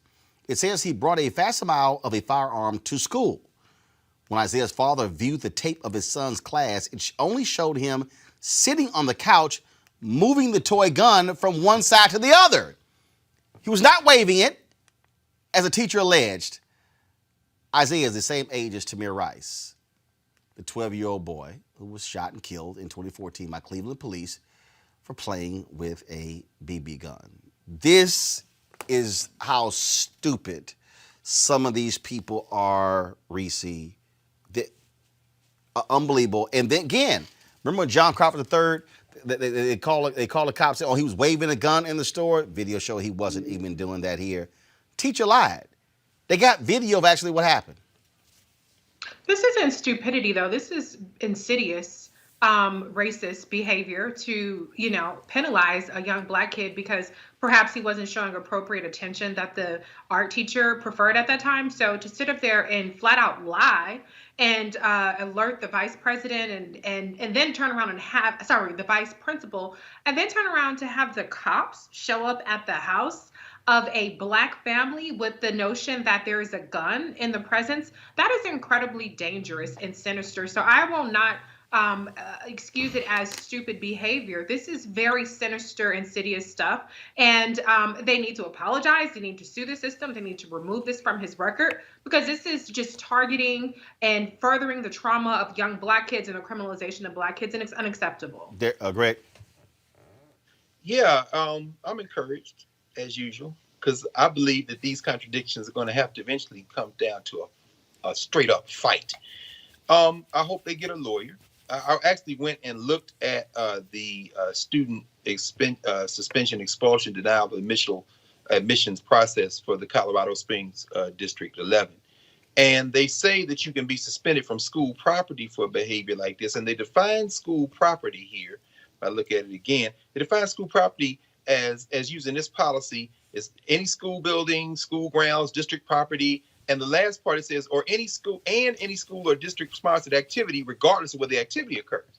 What I would do is turn on my laptop, and the minute they don't let me have access to the school, well, actually they pull him out. I guess the parents have decided to disenroll him from there. But I would test the definition of school property by saying, I'm in my house. So you're going to suspend me from my house if I turn on the laptop? I would have all their money, brother. I would get a lawyer, and I would force them in this age of this plague that's going on to test the definition of school property and suspension from school property when you're talking about a crisis-related emergency remote learning situation where this laptop is at my house. I think there's a case to be pursued in the courts, and I'd love to see how the judges would decide on this one, brother. Erica. It's deliberate. Having raised a young Black male, I can say very confidently that the number of times that I actually had to go to the school outnumbered some of the times that I should have just been there to do observations or to be a part of different organizations. And this is particularly true with Black children. This is deliberate. I agree with Reese with talking about the insidious nature of it. And then when you consider the step further that the school took, and actually making sure that he now has a record with the sheriff's department. One of the things that I'm thinking about is that, whatever tools that this family uses in order to hope to render a reverse decision, that now the sheriff's department has awareness of a young Black child, 12 years old, and they have this address. So if they're going to be in the same neighborhood, if they're going to be in the same area, it concerns me that they have this information about a disruptive child, a child that was, to kind of like frame it in their words that, had a gun, when that was just not the case. It was blown out of proportion. So I would say and hope that the parents are definitely going to fight it, particularly concerning as it looks with the way that his name is now being entered into this judicial system at the young age of 12 years old. And even when you brought forward Tamir Rice, he should have been a part of this graduating class this year. So I'm really hoping that, these are kind of instances that we're used to seeing, hearing, and talking about, that the family will get some really good resolve around it. All right, folks.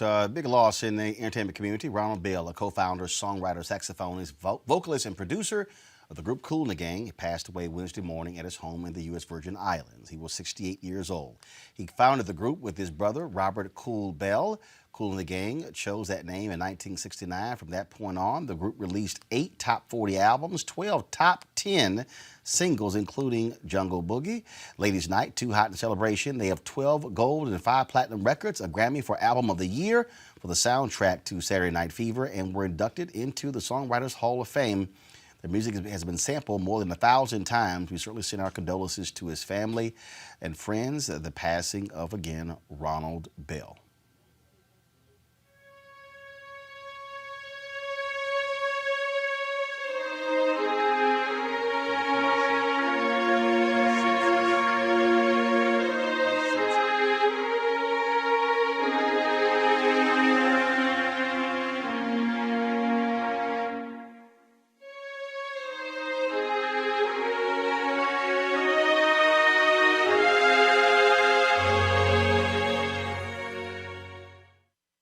Hey everybody, this is your man Fred Hammond, and you're watching Roland Martin, my man, Unfiltered. Hi, this is Essence Atkins, and you're watching Roland Martin, Unfiltered. Hey yo, Peace World, what's going on? It's the Love King of R&B, Raheem Devon, and you're watching Roland Martin, Unfiltered. Hi, my name is Brescia Webb, and you're watching Roland Martin, Unfiltered. Ow. Well, I like a nice filter usually, but we can be unfiltered. What's going on? This is Tobias Trevelyan, and if you're ready, you are listening to and you are watching Roland Martin, Unfiltered. What's up? I'm Lance Gross, and you're watching Roland Martin, Unfiltered. Hi, this is Cheryl Lee Ralph, and you are watching Roland Martin, Unfiltered. I mean, could it be any other way? Really? It's Roland Martin. It's rough out there. People are looking for change, for answers. One answer is at your fingertips, the 2020 census. Census takers will be visiting households to make sure we are counted. Because an undercounted community could miss out on billions of funding for schools, healthcare, and job assistance each year for the next 10 years. Too much is at stake. Respond online today. Shape your future. Start here at 2020census.gov. All right, y'all. So Greg, Reese, and Erica, we've been, of course, playing back some of our favorites on the show. This is our second anniversary. Of course, the anniversary was on Friday, September 4th. It has been quite interesting. So before I play this, I will ask y'all just if you, on top of your head, your favorite show memory over the last year. My favorite. Oh my gosh. Look, Roland, any night you and Scott is in there giving each other that work. Well, you know, I gotta smack around Lil Kappa. I gotta smack around Lil Kappa. That's to me. Reese, Erica, your favorite? There's so many. I mean, but some of the, I will be honest, the shows that I really do enjoy, some of the ones with Malik on there, because Malik is so dead now. And I love you, Malik. So shout out to, it's nothing personal. Some of the beliefs that Malik holds, the way that Roland then deconstructs those beliefs and then kind of, gives kind of Malik an opportunity for an on-ramp. And Malik is like, nope, I'm going to stay right over here on this side. I think those are some of my favorite moments because you really can't hear the spirit of debate and just kind of, where some people do lean, unfortunately. But yeah, those are some of my favorite ones. Reese? It took a second to come up with it, but I have to say, being on your show the day that Senator Kamala Harris was announced as VP, it doesn't get any better than that for me. So I'm going to be selfish. I'm not going to be humble like y'all, and I'm going to say, me being on your show the day that Senator Kamala Harris is announced as our next VP. So that's righteous, Reese. So I was gonna skip it, but I guess I go ahead. Somebody asked on YouTube. I really was gonna skip this story because I don't really give a damn what she thinks.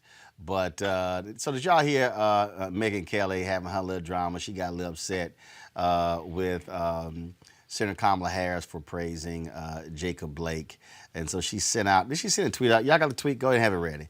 Come on, pull it up. Pull a tweet up. Now this was, so Megyn Kelly, proud of him. He's accused of breaking into a sleeping woman's house, sexually assaulting her, humiliating her, and later returning to harass her. Then the cops she called for help say he resisted arrest, assaulted them, and went for his knife. How about a word for his victim, Senator? Reese, take it away. You know what? Get him, Reese. Just, these white women losing their damn mind, okay? Let's just be clear. Kamala Harris's record when it comes to sexual assault victims and crimes is completely unimpeachable. But let's also be clear that Jacob Blake was shot in the back 7 times for something that had absolutely nothing to do with that case that is working its way through the criminal justice system. So I don't think there's anything wrong with Senator Kamala Harris offering encouragement for a man who was nearly executed, who is fighting through this debilitating, illness or result of this, near execution from the cops. There's absolutely nothing wrong with that. Megyn Kelly needs to shut the hell up. She doesn't even know. She's the same person that has a problem with Santa Claus being black, and she doesn't think that blackface is the problem. So she is absolutely nobody who's the moral authority on any situation. And she's unemployed, so she needs to go ahead and keep her mouth shut. Girl, come on. Come on, Reese. Erica, go ahead. Listen, you don't have, sis, you cannot get a job at Fox. Sis, NBC doesn't want you. So this is what you have really committed to. And I'm not sure, this is the same person that had an interview that met with Vladimir Putin, this 5-part sorry interview that she did. It's over. So really this echo chamber that she's yelling out of on Twitter is just really kind of a way to say, hey, I'm still here. I'm still relevant. Girl, go and launch that podcast and go somewhere and sit down. It is over, Megyn Kelly. So I was waiting for Reese to eviscerate her. And yeah, when she said she's unemployed, she is very much so unemployed. So and irrelevant. So. Yeah, but Girl, remember, this is must what the tweet was about. must be mighty nice and white of them, Greg, when you're able to work for 18 months and get $69 million. Go ahead with your comment. Well, they had to pay her, brother. I mean, listen. We heard the evisceration. That's it, man. I mean, she played the white woman card and wrote it to her little payday, and she's gone on. But what did Miss Angelou say many years ago? Our great ancestor, when people show you who they are, believe them. Megyn Kelly been a racist since the early days. That's how she made her little bones, and then she turned around because the white men were who they showed her to be, and she got a little check. And look, just like Reese said, she's unemployed, and just like Erica said, go on and sit down because go and spend your little money. But that's okay. That's okay. Haters gonna hate. Yeah, as you say, Roland. That's what haters do. All right then. That's what they do. That's it for the panel. But I am gonna play this here, y'all. This was our look back. We were trying to figure out what is it that we wanted to play today that really was quite interesting. Y'all remember when Paris Denard came on here? Oh my God! And y'all remember all that lying that took place over the course of 25 minutes? Matter of fact, before I play this Paris Denard look back, throwback, roll please the Trump Lies Matter stinger, because it's a whole bunch of Trump lying that went on in this segment. So roll that right now, and then.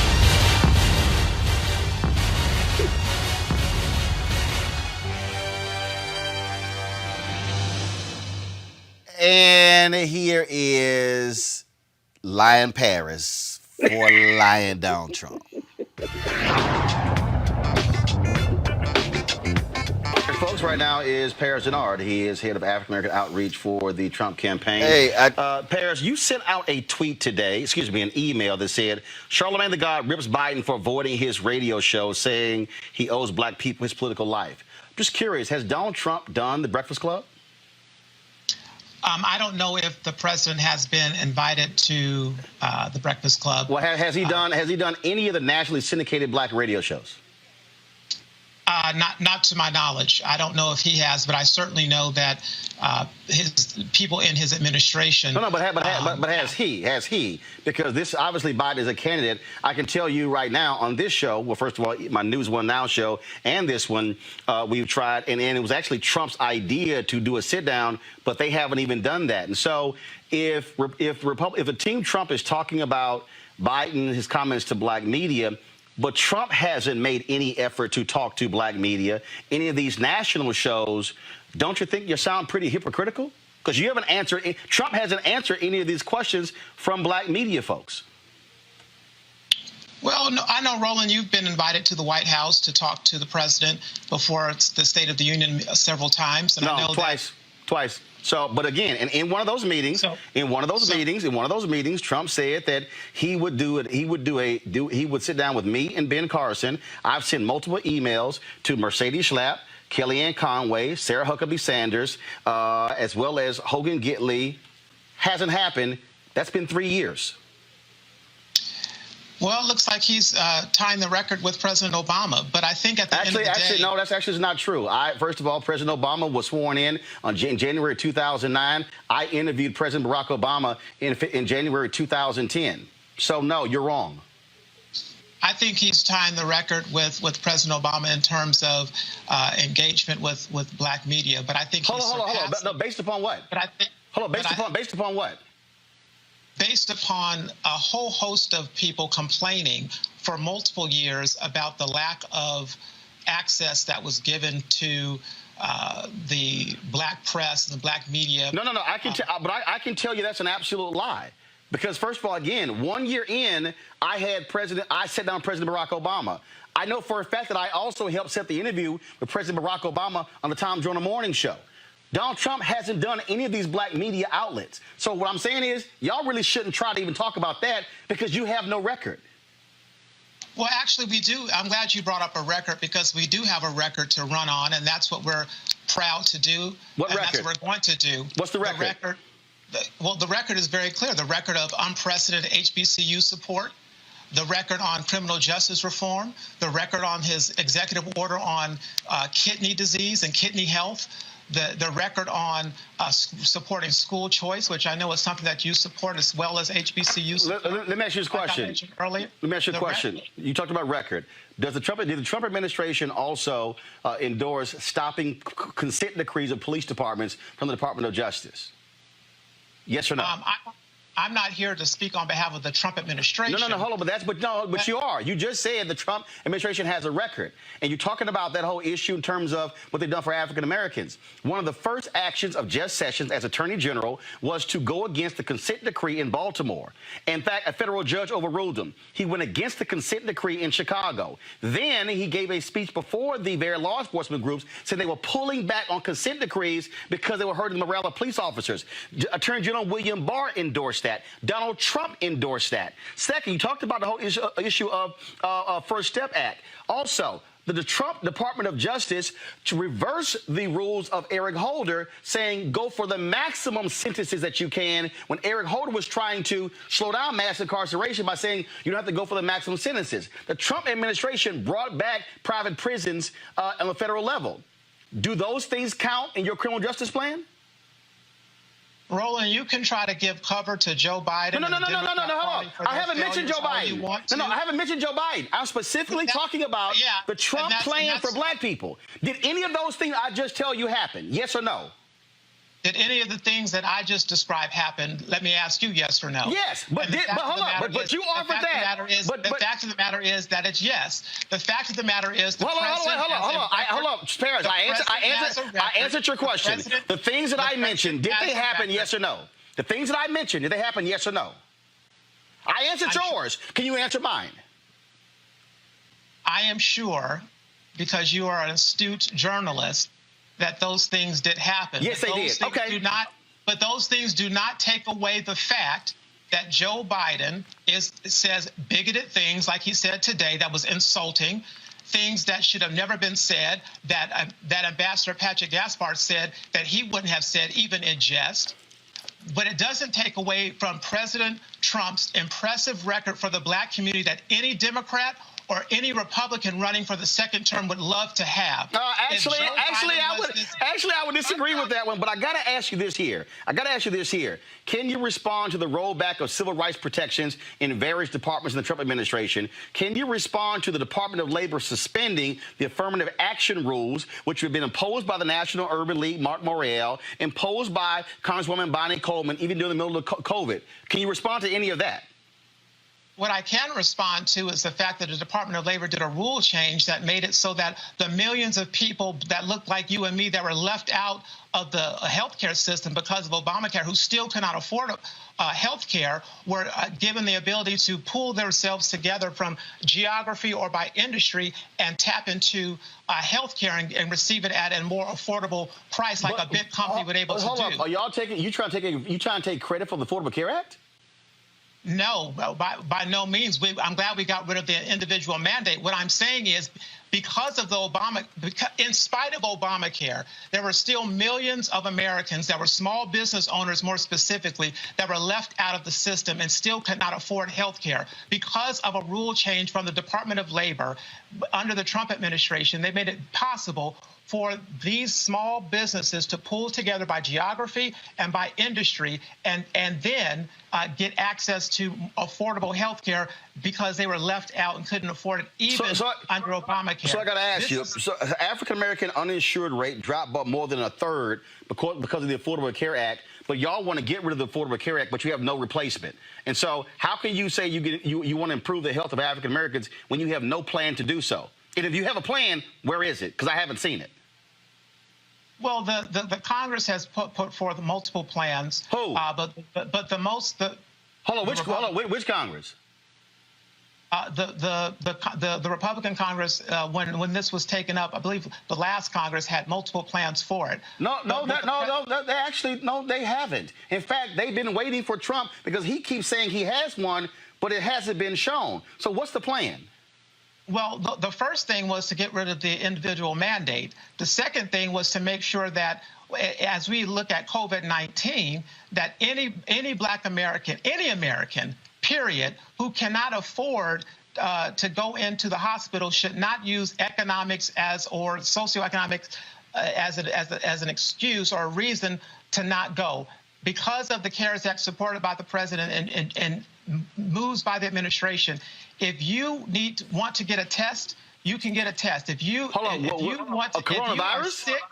Yes, Roland, coronavirus. Hold on, Paris, that's not true. There are African Americans who I know who still can't get tests. So you're actually trying to tell me right now that if any American wants a coronavirus test, they can get one right now?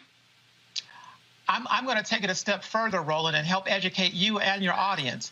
If anybody right now, especially in the Black community, needs to get a coronavirus test, they can do so. Number one. Number two, if the Trump administration has put forth tons of resources as it relates to community centers and testing. If you saw that over 100,000 through FEMA testings were sent to Detroit specifically. Hold on, I was told we were supposed to have drive-by testing, and there's a big old news conference in the Rose Garden with Walgreens and CVS and Walmart. None of that has actually happened. Well, Roland, what has happened is if anybody that needs to be tested or anybody who is hospitalized for COVID-19, any COVID-19 related health issues, you do not have to worry about paying for it if you cannot afford it. So you're saying, hold on. No, I'm going to go back to what you said. So you're saying that if anybody out there who wants a COVID-19 test anywhere in the country, they can get it right now? Yes. And wow, that's breaking news. That is not breaking news. Actually, it is. It's not. Well, I'm glad to break it to you. And I'll also break it to you and your audience that if you can't afford it, you can still go and get care for COVID-19. So let's not use economics as a reason why we don't go and get the care that we need because of the disproportionate impact of COVID-19. You spoke about... Go ahead. But at the end of the day, what I was brought on to talk about and to address is the bigoted comments of Joe Biden today that were insulting and disgusting. And to any free-thinking, independent-minding Black American out there, Joe Biden, a 77-year-old white man in quarantine in his basement, is telling us how we have to vote and what we need to vote. And if we dare vote outside of how he wants us to vote, he's taken away our Black card. It's despicable, it's disgusting, and we should not tolerate that. It was offensive. Were you offended when Ralph Reed said that Christians, it's their moral obligation to vote for Trump in 2020? All Christians. I don't find that to be an offensive comment. It's not. So if you're a Christian and then you don't support Trump, Ralph Reed literally said it's the moral obligation of all Christians to render to God and render to Trump. Well, I don't know if you said render to God and render to Trump. Actually, he did. It's actually in his book. Congratulations. I didn't read his book, but I will tell you. But he's a white conservative evangelical. So if you're criticizing Joe Biden for this, do you criticize Pentecostal who looks at the Democrat Party and their stances on certain things morally, and I find them to be reprehensible. So I'm asking again. If you criticize if you're criticizing Joe Biden, for this, when you have a governor of Virginia who was proudly putting on blackface and supports infanticide and late-term abortions, and when you have when you have things like that, yes, morally, I'm against it. And so, are you also, as a Black conservative, do you stand with Donald Trump or Black conservative Colin Powell when it comes to voter suppression, how it's being specifically targeted as African Americans? Have you called out Donald Trump and the Republican Party for their full embracing of voter suppression, such as what we've seen in North Carolina, where federal judges ruled there was a laser-like targeting of Black voters? Have you done that? Is that morally offensive? Is it morally offensive for Republicans to have a laser-like targeting of Black voters to suppress their vote? Yes or no? Well, I disagree that Republicans have a laser-like focus on trying to suppress the black vote. A panel of federal judges. Paris, that was an actual ruling. Republicans in North Carolina literally asked, when are African Americans voting in early voting? They were shown that 70% voted during the first week of early voting, and they changed the rules to keep black folks from voting during that period. A federal judges ruled that there was a laser-like targeting of black voters. So are you actually, we're curious, is that morally offensive to you as a black man, as a Pentecostal black man, that white Republicans would target black voters like that in North Carolina? Yes or no? Is it offensive to you that the Democrat Party is the party of infanticide and continues to be the leading cause of death? Actually, you don't answer a question with a question. But I'll be more than happy to answer your question. But can you answer my question? Roland, I am able to do that because I'm a free-thinking black man, and I can do whatever I dang well please. Okay, but if it's morally offensive, answer the question.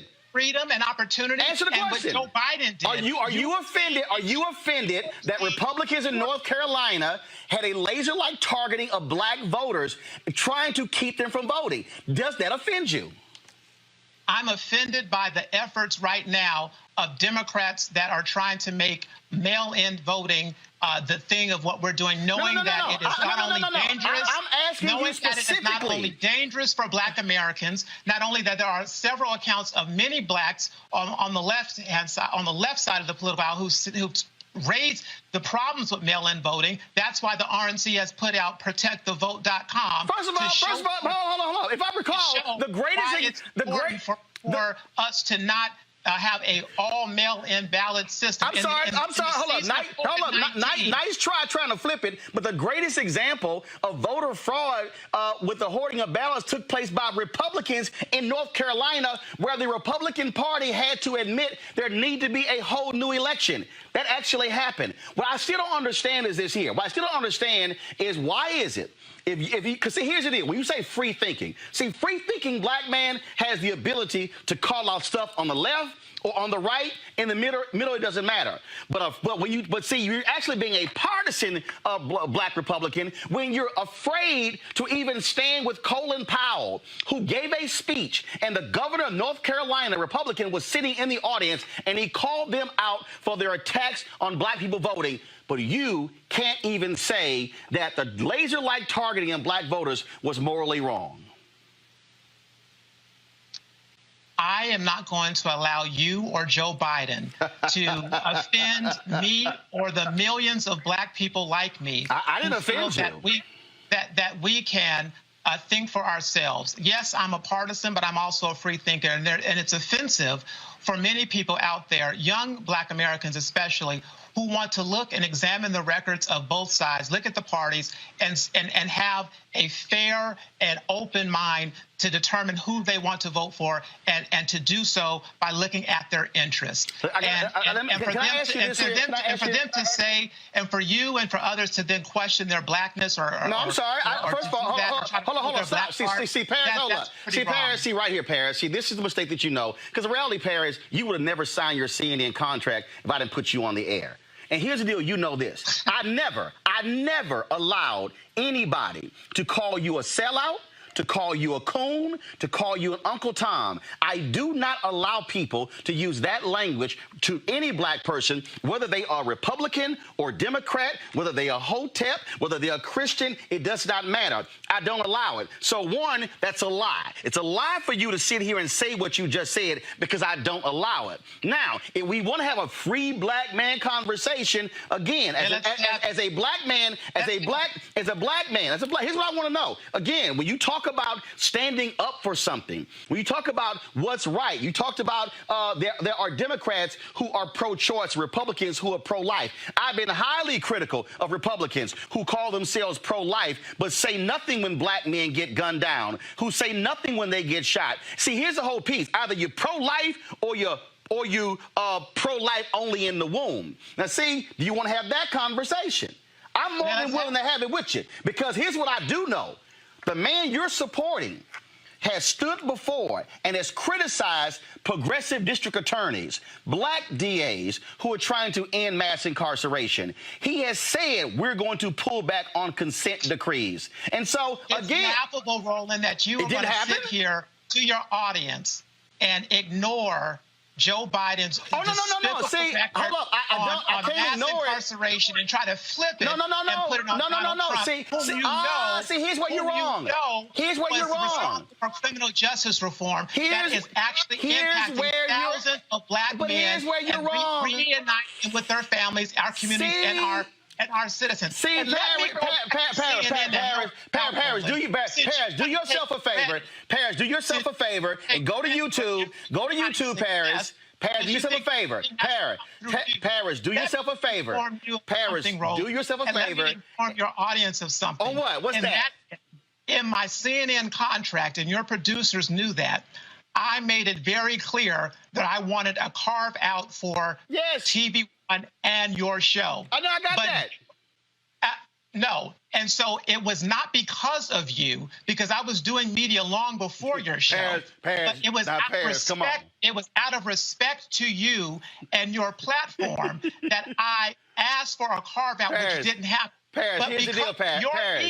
Here's the deal, Paris. Your ego and getting fired from CNN and being jealous. Actually, I didn't get fired from CNN. You refused to put me back on the show. That's not true. I had the contract, knowing full well that's not true. I had a carve out for your show. No, Paris, that's not true. Problem is, Paris is not true. You don't want to have the truth. Paris is not true. You don't want to stand up against the Democrats. Your problem is I've stood up against Democrats. The script and not talk about Joe Biden tonight. No, Paris. Paris, here's where you're wrong. Paris, here's where you're wrong. See, Paris, let me break this down for you.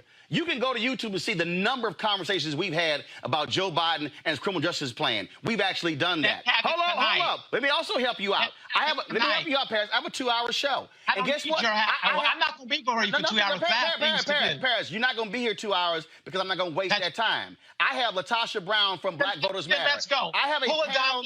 I have a panel of 3 people. I have a panel of 3 people who we're going to be discussing all of that. So trust me, you don't program the show. But I will say this here. If you are going to dare to criticize Joe Biden for not doing black media, your boss has done. I'm sorry, it's on your email. In the email you sent out, your boss hasn't done black media. Your boss hasn't.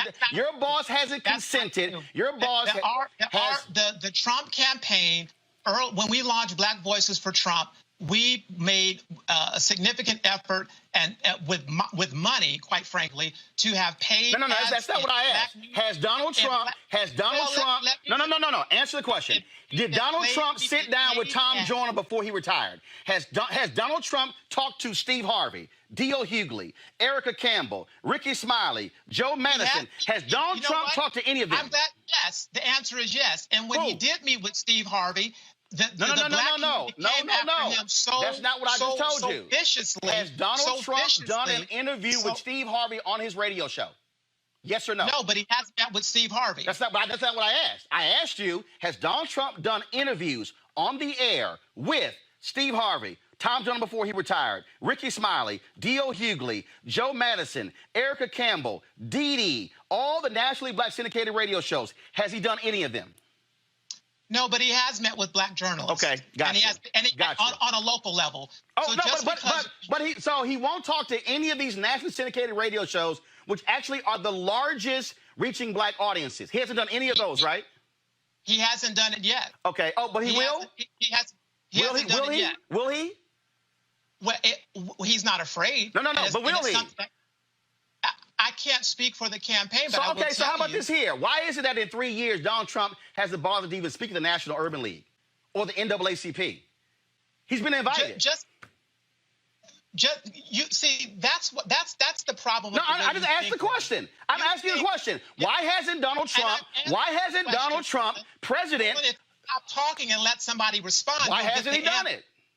The answer is just because he doesn't go to a convention doesn't mean that he's not speaking with and working with the Urban League. I would like to inform you and the audience. First of all, Roland, that's the old tired way of thinking. No, You it's think actually just it's like not. a 15-minute speech. George W. Bush spoke to the Urban League 5 times in 8 years. I was responsible for him going to the NAACP with Bruce Gordon. So when it comes down to giving a 5 to 10-minute speech or actually having real policy and working together, that's what this administration has been doing from day one. Reaching out, working with the National Action Network, the National Urban League, the NAACP, working with the National Bankers Association, which is all of our Black-owned banks. This is what this administration is doing behind the scenes, because they won't give credit for it, but it's fine. But they are working long before COVID-19, but during COVID-19 and before, through the Opportunity Revitalization Council and other leaders within the administration and the cabinet.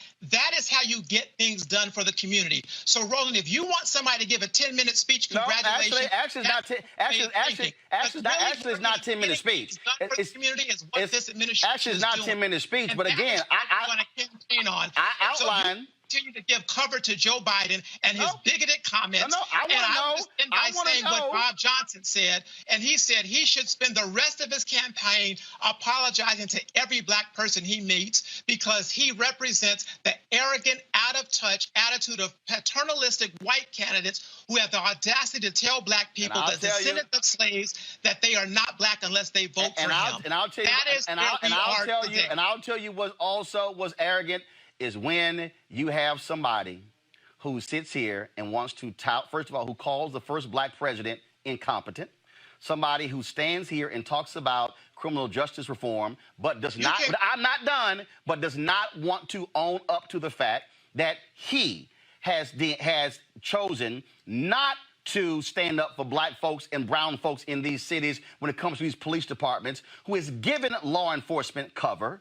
That's what he has done. A Department of Justice that has done nothing when it comes to voter suppression, that stands on the side of those who want to keep folks from voting. When the Obama Department of Justice stood with the Black and brown people in Texas when it came to their voter ID, Trump wins and they completely go to the other side and stand with the folks who want, even though 5 federal judges said that voter ID in Texas was discriminatory. So if we see, here's the deal. We can talk record, but we're going to talk about the whole record, not a little bit, because also on this show, we talk about the whole record of Joe Biden as well. Because, see, nobody gets a pass, including your guy.